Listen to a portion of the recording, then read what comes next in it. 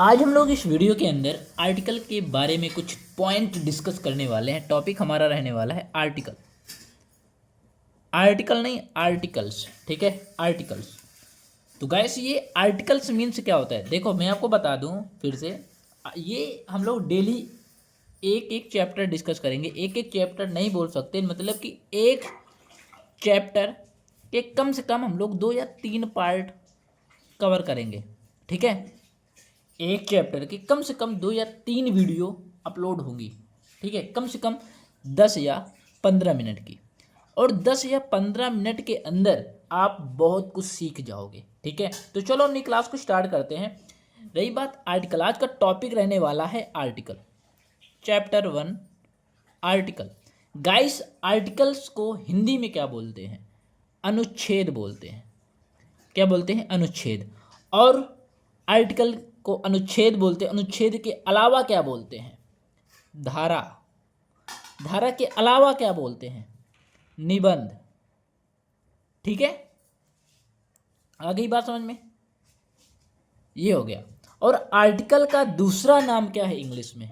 Determiner. क्या है? Determiner. Determiner.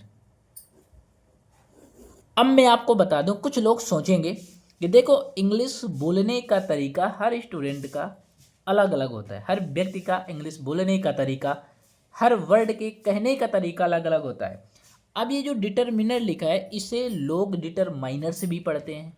तो मैंने आपको क्या बताया, हर व्यक्ति के इंग्लिश बोलने का तरीका अलग अलग है। ये बिल्कुल भी नहीं कहा जा सकता कि ये डिटरमिनर नहीं है, ये डिटरमाइनर्स है। ये बिल्कुल कहा ही नहीं जा सकता, क्योंकि इंग्लिश में वर्ड एक ही है लेकिन उसके बोलने का तरीका अलग अलग है। ठीक है, हर इंसान उस वर्ड को अपने हिसाब से बोलता है लेकिन वो वर्ड सही होता है। ठीक है, आपने देखा। अब मैं आपको रिवाइज बता दूं कि है क्या। आपने देखा, मैं एक एक पॉइंट को बताऊंगा। ठीक है, आर्टिकल्स मतलब कि अनुच्छेद। आपने देखा होगा उपपद। ठीक है, आर्टिकल का कम मतलब उपपद भी होता है, धारा भी होता है। ठीक है, निबंध भी होता है, लेख भी होता है। ये इतने नाम है। और आर्टिकल का इंग्लिश में दूसरा नाम है डिटरमिनर्स। डिटरमिनर्स या डिटरमाइनर्स। क्लियर? अब बात कर लेते हैं गाइस कि आर्टिकल कितने होते हैं। समझना, आर्टिकल कितने होते हैं। तो आर्टिकल आर्टिकल 3 होते हैं। कितने होते हैं? आर्टिकल कितने होते हैं? आर्टिकल 3 होते हैं। लेकिन अब जो रही बात कि आर्टिकल कितने होते हैं, तो आर्टिकल 3 होते हैं। आपके घर में कितने लोग हैं? 5 लोग हैं। आपके घर में कितने लोग हैं? 5 लोग हैं। चलो, अब उनके नाम बताओ। तो आप लगातार नाम बताओगे, नाम बताओगे। उसी तरह आर्टिकल 3 होते हैं। अब उनके नाम बताओ। A N the.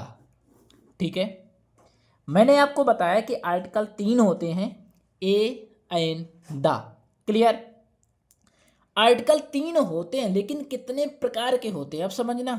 आर्टिकल कितने होते हैं? आर्टिकल 3 होते हैं लेकिन कितने प्रकार के होते हैं? ये 2 प्रकार के होते हैं। 2 प्रकार के होते हैं। कौन कौन से? एक डिफिनिट आर्टिकल। ठीक है, और दूसरा इनडिफिनिट आर्टिकल। इनडिफिनिट आर्टिकल, दूसरा इनडिफिनिट आर्टिकल। अब देखो, डिफिनिट आर्टिकल कौन सा है और इनडिफिनिट आर्टिकल कौन सा है, इसे भी देख लो गाइस।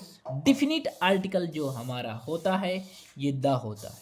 ये क्या होता है? ये द होता है। और जो इनडिफिनिट आर्टिकल होता है ये ए एन होते हैं, इनडिफिनिट आर्टिकल। अब रही बात गाइस कि द का यूज कहाँ करेंगे और ए एन का यूज कहाँ करेंगे। क्लियर? अब मैं आपको बेसिक पॉइंट इसका समझा दूं कि द का यूज करते हैं गाइस कंप्लीट इंफॉर्मेशन के लिए। कंप्लीट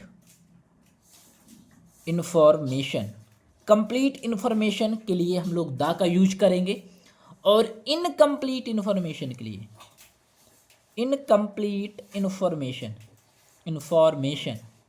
ठीक है, इनकम्प्लीट इन्फॉर्मेशन के लिए एन का यूज करेंगे। क्लियर।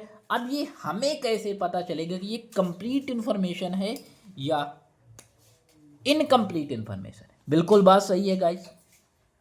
जैसे मैं आपसे एक क्वेश्चन पूछता हूं, यह कुर्सी है, पहले हम लोग डिफिनिट कंप्लीट इन्फॉर्मेशन की बात कर लेते हैं। जैसे यह कुर्सी है, यह कुर्सी है, यह कुर्सी है। अब यार सिंपल है, अब ये बताओ तुम, ये क्या है? अब ये पेन है। अब हम पेन के अलावा इसे टेबल थोड़ी बोल देंगे, इसे टेबल बोलोगे क्या? कितना भी चूतिया आदमी होगा, ये पेन है तो पेन ही बोलेगा। उसी तरह ये क्या है? यह कुर्सी है, तो आपको दिख रहा है बे ये कुर्सी है, तो यह कुर्सी है। पता है ना कि कंप्लीट इन्फॉर्मेशन है कि ये कुर्सी ही है, लौड़ा लहसुन नहीं है, ठीक है। तो ये कुर्सी है, दिस इज, क्या लिखेंगे? दिस इज, यह कुर्सी है। This is a chair, this is a chair, this is a chair, ठीक है। जैसे मैं बात करूं, अब जैसे यहाँ पर लिखा, मैंने आपको बताया यह कुर्सी है, दिस इज अ चेयर, ठीक है, यह कुर्सी है। अब कुछ लोग सोचेंगे यहाँ पर ए का यूज क्यों किया गया है ना, ए का यूज क्यों किया गया है? तो ये रही बेसिक इन्फॉर्मेशन आपकी, ठीक है। हम लोग डेली क्लासेस अपलोड किया करेंगे। नेक्स्ट क्लास के अंदर मैं आपको कंप्लीट इन्फॉर्मेशन और इनकम्प्लीट इन्फॉर्मेशन के बारे में बताऊंगा। मतलब कि कंप्लीट इन्फॉर्मेशन द को हम लोग डिफिनिट आर्टिकल बोलते हैं, और ए एन को इनडिफिनिट आर्टिकल बोलते हैं, और ए एन होते हैं इनकम्प्लीट इन्फॉर्मेशन, ठीक है। जानने के लिए नेक्स्ट क्लास को देखना जरूर, बहुत अच्छी तरीके से, ठीक है। और यदि आप इस चैनल पर नए हो तो चैनल को फटाफट सब्सक्राइब करके बेल आइकन को प्रेस कर लीजिए। मिलते हैं नेक्स्ट वीडियो के साथ।